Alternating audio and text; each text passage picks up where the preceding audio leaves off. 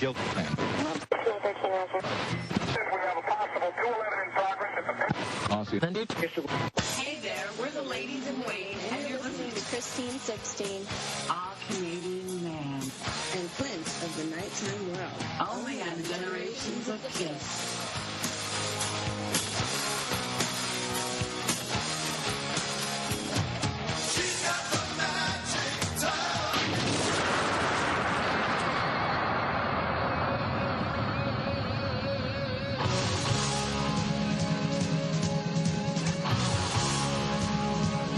What's up, Kiss fans? This is Clint of the Nighttime World coming at you live with Christine 16, also with All Canadian Men. And this is Generations of Kiss. Hey Kiss Army, this is ACM from Generations of Kiss. We're back from our mid-season break, but we're here to kick it in full force for the end of our first season. Today, there's only 2 out of the 3 members of Generations of Kiss, me, ACM, and my co-host, Christine 16. How's it going, ACM? It's been a long time, and we've got a ton of stories to share with you, the viewers. Hopefully we have some. But this is going to be a packed episode of just great stuff, and we hope that you'll enjoy this episode.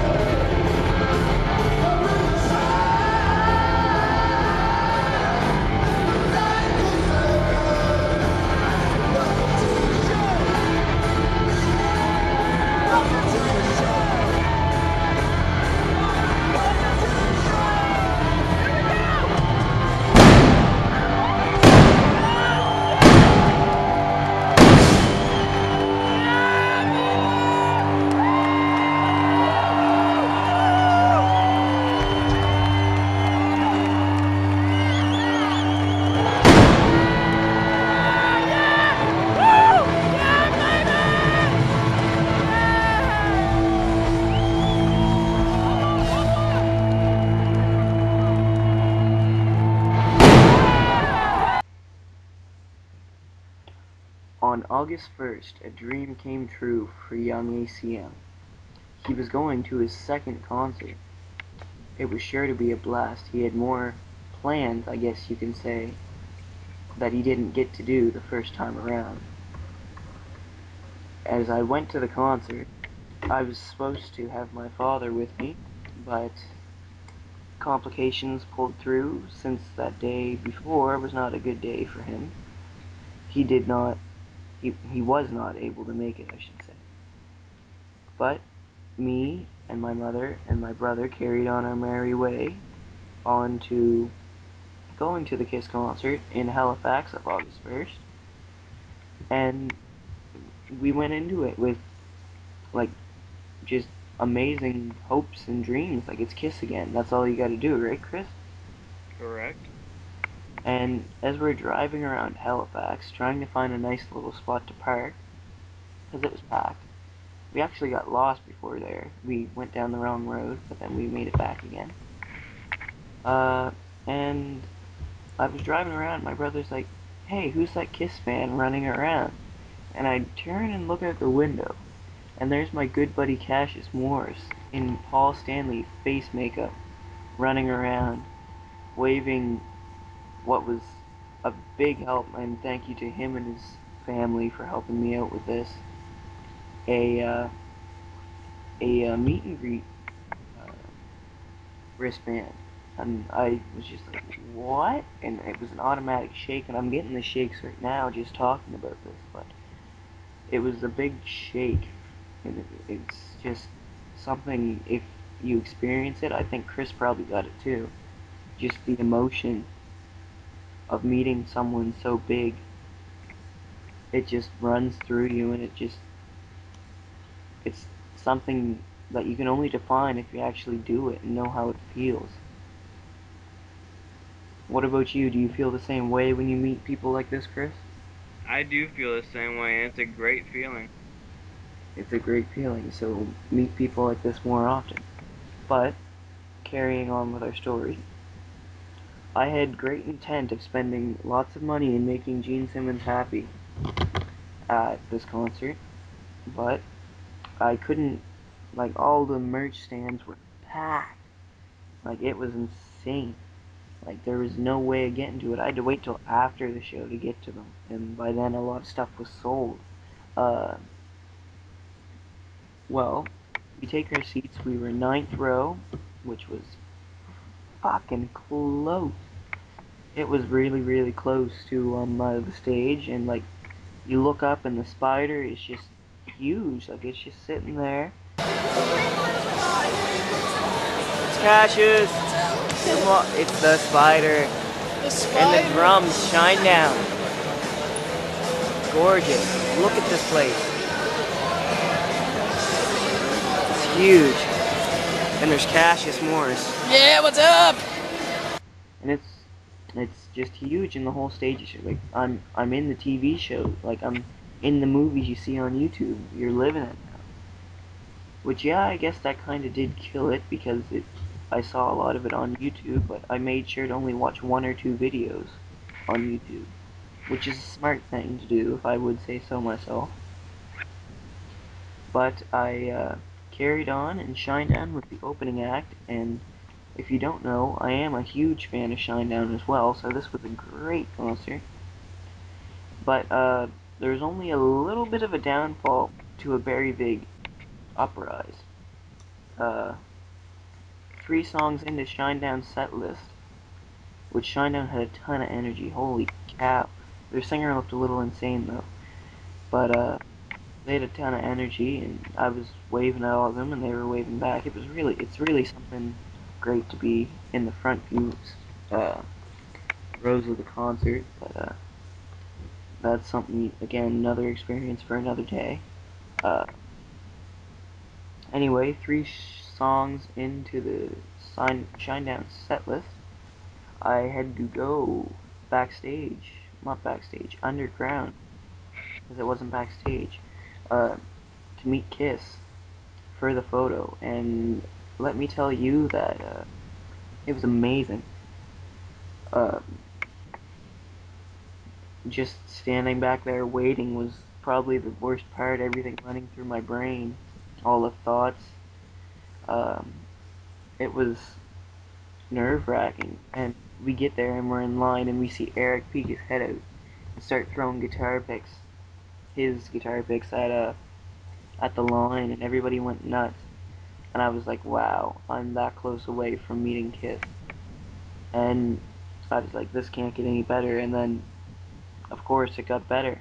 Eric walked over to me and Cassius and started talking to us, and I shook his hand, and I was just like, hi, I'm Justice, because I didn't know he knew me or not. He's like, yeah, I know you. And he gave me one of his guitar picks, and that's sitting over my glass cabinet for you, those of you that know my Kiss collection, with the rest of the picks that I got, but that's more of a story. Well, after that, which was crazy, I actually asked him to sign my ticket, but he said he didn't have time. And as we're still standing in line, I was so wrapped up in Kiss being right in front of me, Shinedown walked right by me. Said I yelled at them to come back. They didn't come back though, which kind of sucked. But we got closer and closer up the line. I'm taking pictures on my iPod like nobody's business, really. It was just picture after picture of this experience. Because it's a big one. It's your first meet with Kiss. And I get there. I walk up, and me and Cassius get a picture with the band. It's just me and Cassius, and then him and his family up next, even though we were supposed to only get one for the whole group. Uh, and it was crazy because I walked up, I was like, hey Tommy, and I fist bumped Tommy and Paul. I always, when I was thinking of what to say, what to say, what to do, don't act stupid. That was my cat, boys and girls. I was like, don't act stupid. And I walk up and I decide I'm gonna play it cool and say, hey Paul, how you doing? But the first thing Paul did, he looked at me and smiled. And he said, hey, how you doing? So he said the exact same thing that I was gonna say to him. It's little, but it was huge at the time. I shook his hand, and for some reason, shaking his hand was like shaking my father's hand for some strange reason. Had the same feel with that, and it was weird, really. But it was really cool. Like Paul was such a nice guy, regardless of the what people say on the interwebs. He was actually amazing to me. Then Eric, I was like, hey Eric, and he was like, hey. And then Gene said no words, just stuck out his fist in a fist bump. And I don't know why, but I was in awe. I just sat there staring at Gene, forgetting all about having a picture being taken. And then Gene's like, hey, turn around. And that's been a joke between me and Cassius ever since. And it's really, it it's really stupid, but it's what happened, and I wouldn't change it because it's hilarious. But I get the picture, and if you're gonna see the picture, I'm on the left by Gene, uh, and I was full of excitement. I didn't know what to do. I just sat there, and it's something that I'm not gonna be able to recreate or do anything that's gonna be as similar as that. And that's what makes this first time so special. Man, I can't wait to tell you guys my story. ACM had a wonderful experience, and I believe my experience is something too. The day after ACM got to meet Kiss, I got to meet Ace Frehley, the original guitarist of Kiss. And man, that was something. It's seeing this guy on posters with a smoking guitar, his shredding Shock Me song, it, his solos, his image, the icon. He came from outer space. Ace Frehley. It was. I can't even talk straight because I'm that excited to still talk about it. But man, on August 2nd, Ace Frehley was in St. Louis for a horror movie convention, and why he was there, I do not know. Just to bring in money, I guess. But it was a real experience, and I gotta say, thanks to Keith LaRue for helping me out too as well. I remember waiting in line, meeting some terrific friends that I am talking to now who actually want to talk to me, which is really cool, and they cannot believe how young I was and how dedicated of a fan I was, and just the items I was bringing in. They were just like, "Wow, how old are you?" And it was something because I'm only 16, you guys know, and people are going, "That is outstanding. You know more than us that we know." Well, it takes Ace a while to get into his room because there's no AC at all. But once he gets down there, the whole line is excited, and we're moving closer and closer. Prices are outrageous on signatures, though. They're $30 and $65 for premium items and pinball parts. I was going, wow, why can't you just charge a single price? But walking into that room and seeing Ace Frehley right there in front of my face was the greatest feeling ever. I paid my money to get my signatures, walked in there, and there's Ace right there. He signs all my objects, and I say, "Hey, Ace, I have something for you." And he's like, "Oh, really? What is that?" I give him a copy of when he hosted Headbangers Ball and the Morton Downey Show, and he said, "Thanks so much." And he told his guy, John, to get my number so he could get more footage like that off me. Technically, it's not my footage, my buddy Barney's footage. But I gotta say, thanks for that. Shout out to Barney Baker, what a guy. Yes, Barney Baker is an amazing guy. But as I was leaving, Ace also gave me a few picks, which was pretty amazing. And just walking out of that room knowing I just met Ace was phenomenal. It was just the most amazing experience. But that's not just the end of my Kiss night. There was also a Kiss party that night. It was at Contamination Tiki Party with St. Louis tribute band to Kiss and Ace Frehley, Rocket Ride, which I am close friends with. If Go like them on Facebook right now, amazing guys. They'll talk to you. They're really cool. I mean it. But that party was just that was it. They had a replica alive stage, and even better, the guys from The Walking Dead were there. And I gotta ask you before you move on. I'm all sorry to right, interrupt, but the Rocket Ride is what they call. Rocket Ride, correct. Um, I gotta ask you, were all the members of the band in Ace Frehley makeup, or was it like different stages? Was it like 1982 Ace Frehley, 1987 Ace Frehley, Revenge? No, he didn't do Revenge. Reunion Tour Ace Frehley, Love Gun Ace Frehley, 72 Ace Frehley. Like, was like the bassist one era, and the guitarist one era, and the singer one era, and the drummer one era, or what? No, it was a Kiss tribute band, but they did Ace Frehley songs. They still do other Kiss songs, of course, but they did do some Ace solo albums like Insane, which was amazing that they covered that, and just seeing them play that live was phenomenal. I gotta say, the people there, it was awesome. It was amazing seeing people I've met at Kiss shows before and just talking to them again, just by talking to them in line, waiting for Kiss. They're like, "Hey, we know you." I'm like, "I don't know you guys." Like, we talked in line at the August show in St. Louis. I'm like, "Oh, wow, it is such a small Kiss world," and that was an amazing feeling. That's what Kiss and Kiss fans always bring to the table. Like, it's amazing what you can do with just being a Kiss fan on Facebook, or meeting someone at a concert, or anywhere really, because like, you don't believe people at my school here that I actually know in real person, whatever that's supposed to be, fill in the blanks. Um, Anyway, they always ask me, why do you have so many friends on Facebook? Because I have at least, what, 800, 1,000 friends, and a lot of them are Kiss people. And Sure, you can make your jokes that I don't have friends in real life because I'm a fucking loser, but um, to each their own.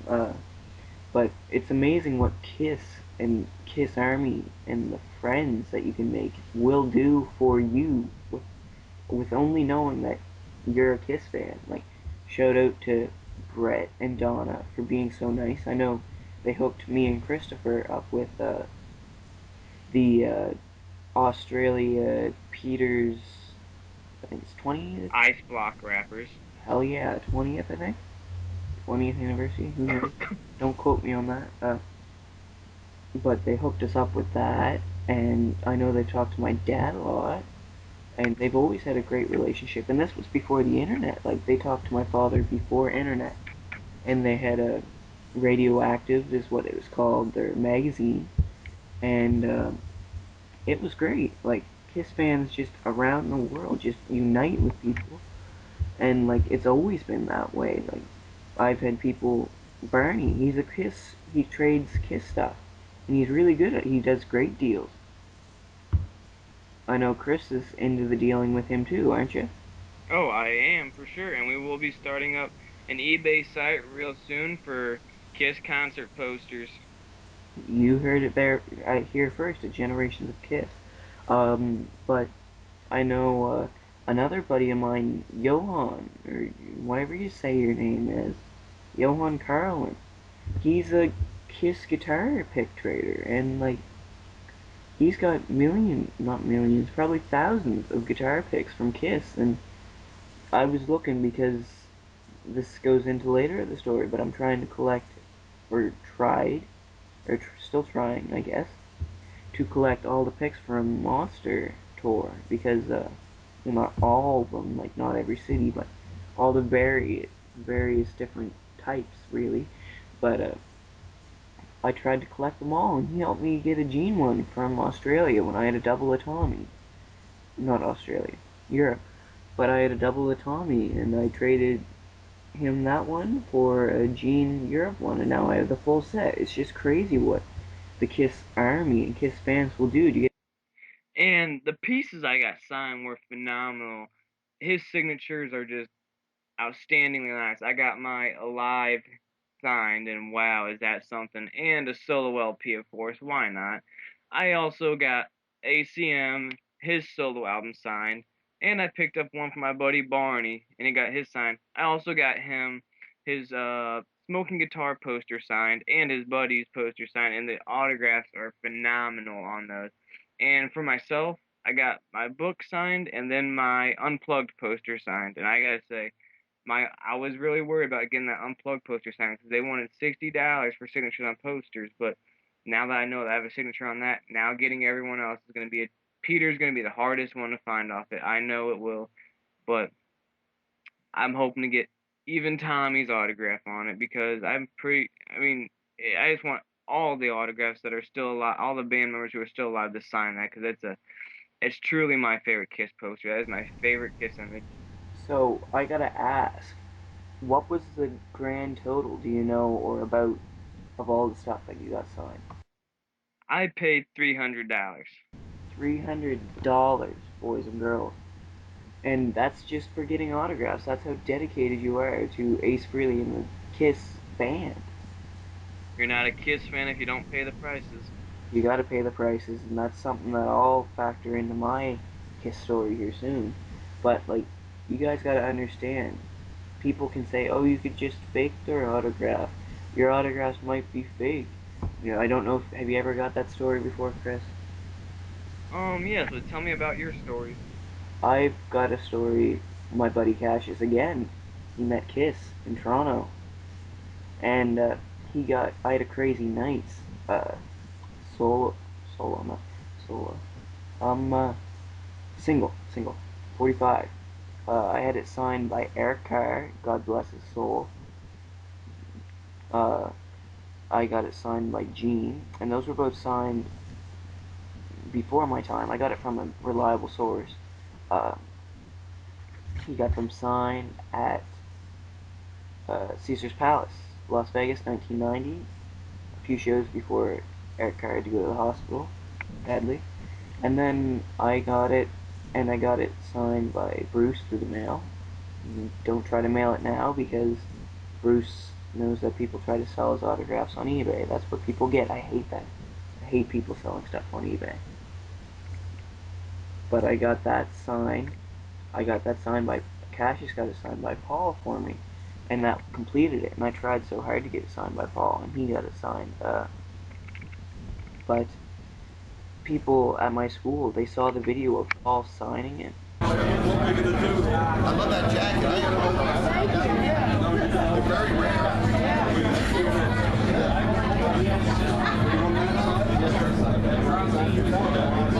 Thank you so much. I'll see you a little later. See you, thank you. And like, they just said it's fake. They said your autographs are fake. And sure, there are people at school, they don't know any better compared to the Kiss fans that are gonna listen to this. And me and Chris and long lost brother Clinton, wherever he went, he's actually at a Joan Jett concert right now. Don't tell him we're doing this podcast, but people just try to degrade Kiss merchandise of other people's. Do you notice that, Christopher? What exactly are you meaning? Like, if you're trying to get something for trade, or you were trying to just get something online, or trading, just anything, when you're trying to get a Kiss item, people will say, oh, this is what's wrong with it, or it's fake. Oh, all the time. No, I always get people that think their stuff's top dollar stuff, and I'll be like, what don't you understand? It's not rare, it's not old, it's still out at the stores, and it's why would I give up something special to me for that when I could go buy that, you know? I'm not gonna do that, but I do trade a lot of stuff. Most of the time, everyone goes for the DVDs, you know? Everyone loves the DVDs I have. If you need a concert, give me a message on Facebook, and I've got access to over 1,000 Kiss DVDs. You guys would love it. We have better footage than Gene has. My buddy does, and And that's a promise. that is a promise because none of the concerts on Kissology are full because Gene didn't want to have to pay for Eric Carr's solos because they had the Who's Who Are You and Eric Carr's solos. But yes, that does happen all the time, Justice. Yeah, like, I don't do it, like, I don't do this to my items, but sure, I could take a Sharpie marker and I could make fake signatures that come straight from my hand. I don't do this, please don't say I do this, because that annoys me. But I could do that, and I bet you I could sell it to you, and you'd buy it and think it's real. Not to you, Christopher, but to you, the listener. But I don't like to do that. I hate people who do that. And when I see it, I know it, because that's something I like to do. There's certain things, like Christopher likes DVDs, and Clinton likes posters, and I like autographs. I've always been autographs, and Johan likes guitar picks.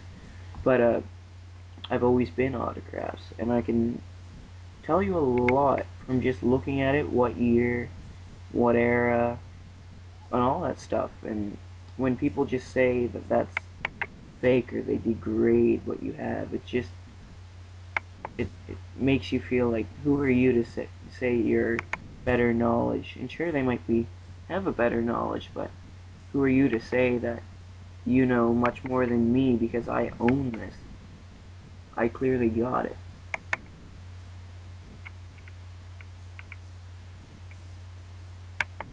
Yes, I agree with you all on that.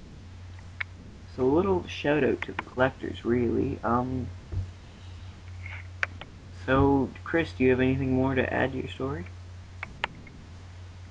I gotta say, overall, that was one of the best days I have ever lived through.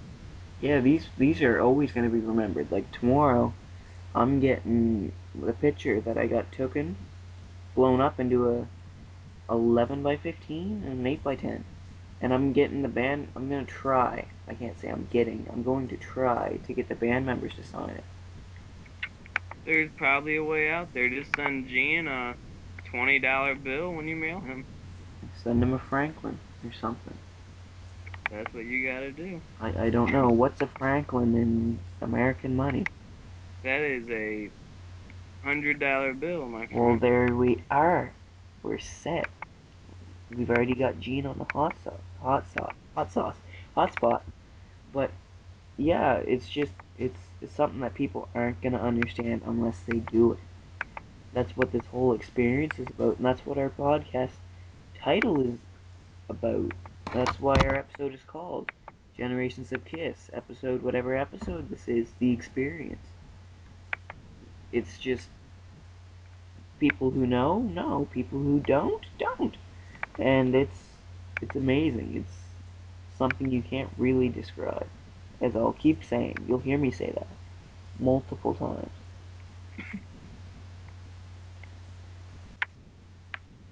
Alright, so after that little flip flop with me and Christine 16, I'm gonna continue on with the Kiss concert experience of August 1st in Halifax.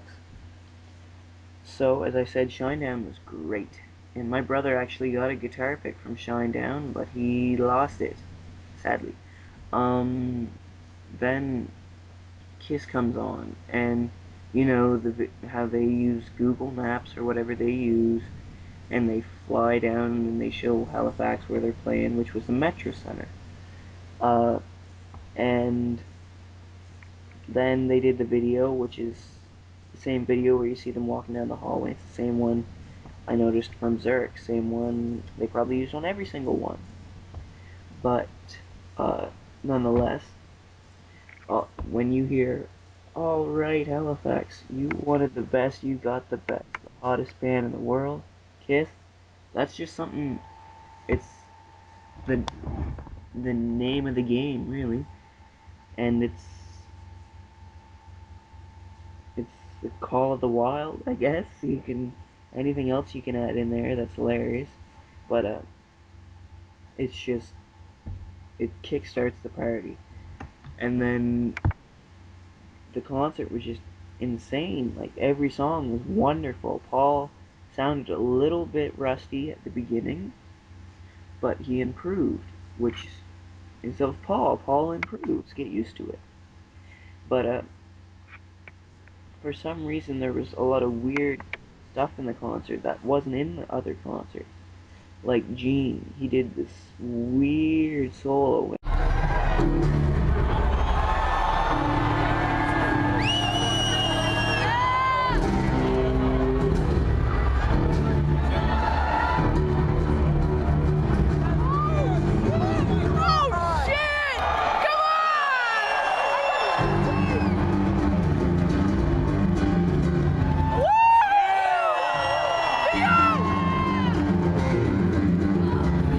Play the O! The O!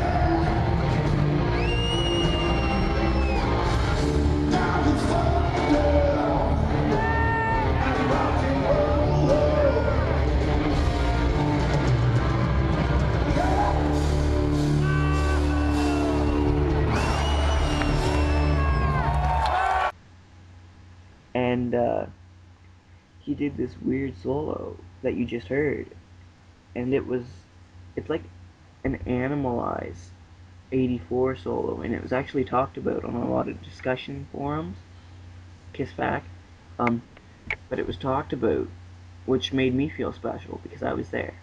But then Paul seemed really into Halifax. Like, I know he does the little spiel and I know all the raps, yeah, sadly. But there was something about him that he just kept saying, he just kept getting into it. And at one point, he got stuck. We thought he got stuck on his platform, and for some reason we thought he was biding time. Well, not biding, I don't think it's the right word, but making more time, just be doing the animals on the floor thing and the right and the left. Well, he was doing that, except that was the second time he did it that concert. And he was just like, he was expressing, he was just like, this is an awesome concert, we love doing this. And it was over and over, you heard him say, heard him say that. And it was just amazing to think, wow, this is something special. This isn't what happens at every single concert. This is something special. And after the concert was over, I cried. No, I didn't cry. Uh, I should have though. I took a lot of pictures and I grabbed a lot of confetti, but I booked it for the stage. And I asked everybody, can I get guitar picks? And of course nobody said no, but I like to take this. Nobody said yes, I should say. But I'd like to take this time to thank Fantastic 3, Paul's guitar tech. He walked up to the mic stand, Paul's mic stand. He picked off all the picks and chucked them out. And me and Cassius both got one. So that's pick number 2. I got an Eric from Eric and a Paul one from Fran. Which there's some assholes at Kiss concerts. Do you notice that, Christine? Oh yes, as Clinton's told me at the Springfield show, there was this really asshole kid because Clinton asked, "Hey, who is opening up for Kiss?" And some kid said Lamb of God, and it was like he wasn't being serious about it. I'm like, wow, why you gotta be like that, you know? But on average, I can't really say there's been a whole lot of ignorant people. Well, it's funny how Clinton makes it into our stories, and he's not even here. But this guy, him and his wife, I presume. I don't know if it was his wife or not, but him and her just charge for the fucking stage, right? And I'm sitting there, and there's 3 rows in the front, and the third row is like locked together. Do you know what I'm talking about? Like the seats are locked together, Yep. and there's like no entrance into that fucking thing, so you had to jump it. Yeah, we're not a family podcast. And you had to jump it, so I jumped it, and the I got stuck between the girl and the guy. And the girl, you know when you get those fans that are determined just to get shit, not to do. Oh yes, all the time at concerts. Every concert I've gone to, people just want to get stuff. They're like, I'm getting this fucking stuff, and they're like, did you get a pick? Go over there, get the pick, go, go, go, go, go. It's like, Oh, even at Kiss tribute concerts, people will fight over that stuff, and I'll be like, "Are you serious?" like Cassius, God bless him. He turns to the guy he was sitting next to, and he's like, here, you can have this, and he gives him an Eric pick, right? Because Eric had a ton that he was just giving out and said, share them, and Cassius shared them, and uh, but like, I don't understand why be so uptight. I was sitting there grabbing the confetti off the floor more than I was looking for a guitar pick, and that's just paper. And I have 4 bags of paper because I give a shit. But like, I was just looking, and I was getting like the guy, a grown man, shoved Cassius's sister to get a guitar pick. Wow, It's a guitar ignorant. pick. It's a piece of plastic. You know what you do? You don't get one at a concert. You go to Kiss Pick World. You buy one. $5. You got it. But apparently it's worth shoving little kids over. But here's the choice he fucked up on. I was sitting there. Cassius was like, hey man, there's a ton of picks over here. I'm like, alright. I found one. He was trying to reach. I had him at a hold. Like I had him by his shoulder or something. I wasn't looking. I was looking for picks. But I saw his hand come down. I'm like, you're not getting this pick, right? So he kept shoving against me. And I'm like, no, fuck you. And I shoved him away. Like I knocked him on his ass. Because I don't put up with being bullied just for a guitar pick. Seems a little overkill. But I guess you can say I kind of got lost at that concert after, because I went willy-nilly. I went straight up to, there's a little spot on the left where Tommy normally is, but Paul was there a lot. And there was a ton of girls just dancing over there, getting pics from Paul, from him just chucking them at them. And that's the way Paul is. That's the way Paul will always be. He always chucks pics of hot girls. Who would? But I went over there, and I couldn't find a single pic. I tried, but the person that was there found one before me, so I was like, oh, damn it. So I wasn't finding any there. And it's funny because I heard my mom whistle, and I turn around because my mom's always got that distinctive whistle to her. And everybody's yelling my name, and I had to walk down, and I was like, hey, I was just looking for pics, because I'm retarded like that. They were trying to rush us out of that place so bad to clean up, and I was sitting there taking handfuls of confetti and just shoving it in my pocket. I was just taking, gotta get all you can take. And I tried so hard to get a Gene pic from that concert. Gene's riser when him and Tommy go up and over the crowd. Do you know what I'm talking about? I do. His riser went right over me, and I'm yelling at him. He's looking dead at me, and I'm yelling at him, freaking out, and doing like the guitar pick hand signal if there is one. I'm just giving her all I got, and I'm like, Gene, guitar pick! Just freaking out. And I don't know if you've ever seen any of the concert footage, and I'll probably throw something in there from Halifax. There'll probably be some songs from Halifax. Uh, but he just did this little Queen's clap. I don't know if you know what I'm talking about. Mhm. But he'll sit there and mouth words and just do the little Queen's clap at me, and I'm not gonna say it pissed me off, but it for trying so hard and then just getting that was kind of annoying, but it was cool. Another little thing to add, when Gene went up for God of Thunder, his towel that he chucks down, it was about 3 or 4 rows away from me, so I was close. But amazing experience overall. I ended up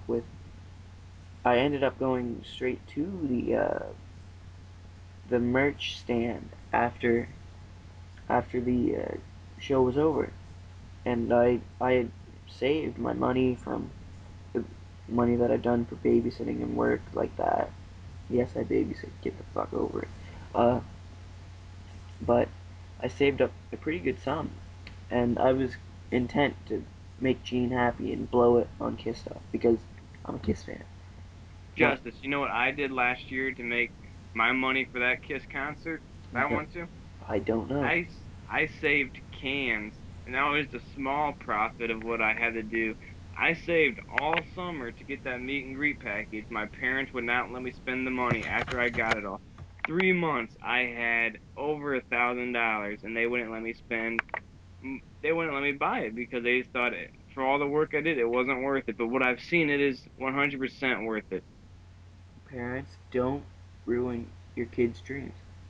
That's what they did, and but My parents hate me being a Kiss fan. They say Kiss isn't the band to look up to. They're just out there for my money. Which I tell my dad, hey, Kiss you is the want me? devil. They want me to be into marketing when I'm older, and this makes no sense because Kiss is the kings of marketing. You think that he'd want me to look up to them, but no. Since I spend money, it's a bad sign. But if I'm allowed to bring in the money, that's a completely different sign. But then I'd be doing the same thing Gene's doing. I will discuss about this another time, but you get the brief gist of it. To another podcast that will go, but you gotta spend money to make money. That's a fact. That is a fact. Um, let's look at it this way, Chris. You're gonna meet Kiss someday, so don't worry. Someday I've already met one. You've already One met out of the 8 members who Release. are still alive. Release. And thank you, Chris, for getting that solo album that I mailed to you signed. It's I hope you can do the same for me someday. someday. We're not singing Nickelback, but I will. Anything I can do to repay you, I'll do it. And that's what Kiss fans are about. But anyway, my ventures back to the Halifax Metro Center. When I was buying stuff, I knew before I went to the concert what shirt I wanted and a general idea of what I wanted from the concert. And funny enough, I'm wearing the shirt that I bought there right now because I love it that much. Um, totally worth $50 for this shirt, and then I just looked around and there was no drumsticks, sadly, and I'm a drummer and I really wanted drumsticks, but it didn't happen. But I ended up getting it. I knew I wanted a tour book, so that's $30 there. And I I saw this Tommy 8x10. It was signed by Tommy, and it had 3 guitar picks in it. And I'm like, oh boy, that's gonna cost something. But I was like, let's let's see what they're asking for, because you think an autograph from Tommy and 3 guitar picks. 3 guitar picks. That's $10 each per guitar pick online on eBay. We're saying here, not Kiss Pick World. They're good. Go check them out. And the 8x10, which is, what would you say an 8x10 signed by Tommy is worth, Chris? 30, 20, 30? Honestly, in the collector's guides, autographs aren't worth as much if they're still alive. Gene and Paul's autographs are only worth about $8, believe it or not. $8. Can you believe that? Now, what it's signed on is a completely different question. Sentimental value. That's a different thing, too. That is. But it depends who's all signatures on a certain item. Let's say Alright, you get all the original members on a live. That ups the value so much. You know, if you have a couple of it, it's a medium value. It's hard to explain to the collector, but you you guys get it. probably already know. You'll get it. Don't worry. You understand what we're talking about, because you guys are smart. That's why you listen to Generations of Kiss. But but honestly, if someone offered you a Tommy 8x10, picture of Tommy signed by Tommy, with 3 guitar picks, how much would you pay for that?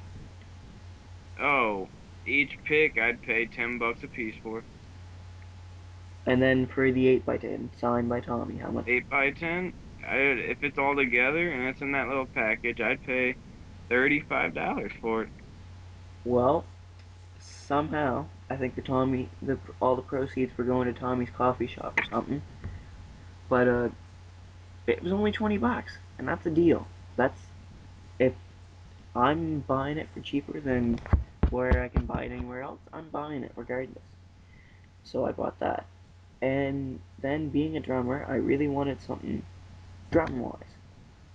So Eric Singer, of course, did not let down, I guess you can say. There was signed drum heads, and they were fucking expensive, which kind of sucked, but still. I was unsure whether to get. There was 2 different types. There was this white one that looked in bad condition, that was sitting on the wall, and it said Kiss, and I think it said 2012, and it was signed by Eric, but it was signed in silver on the see-through drum head. Or there was a black one with a monster sticker that you can get, and it was signed in silver. I chose the black one. Don't ask me why. I should.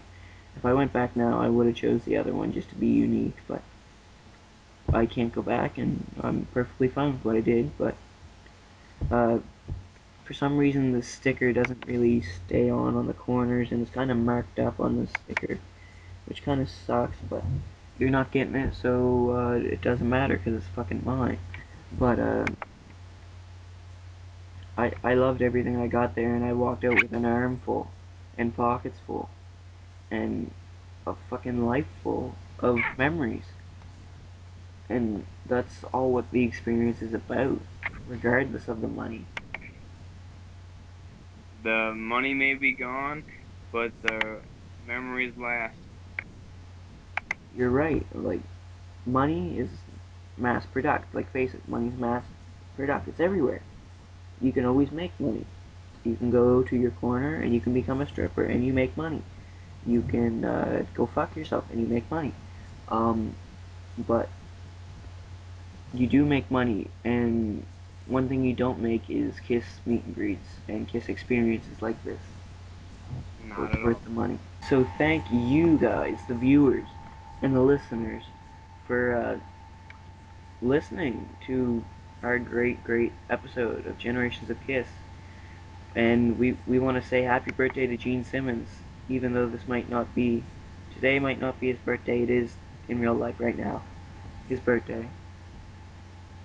And happy birthday! You're a rock idol, god, and a powerful and attractive man. Uh, and Chris, can you tell us what our next episode is going to be? Our next episode is going to be called Just Because You Can Put a KissNet logo on It Doesn't Mean You Should. You guys pretty much get the gist of what it's going to be about. You know, Chris is overly excited for that one. I really am. Alright, do you have any last words? Or is it closing time? Um, I I think it's time that we leave for now, but we will be back real soon to record our next episode. Alright. So, thank you for listening, and tune in to the next episode of Generations of Kiss when it happens. Take care.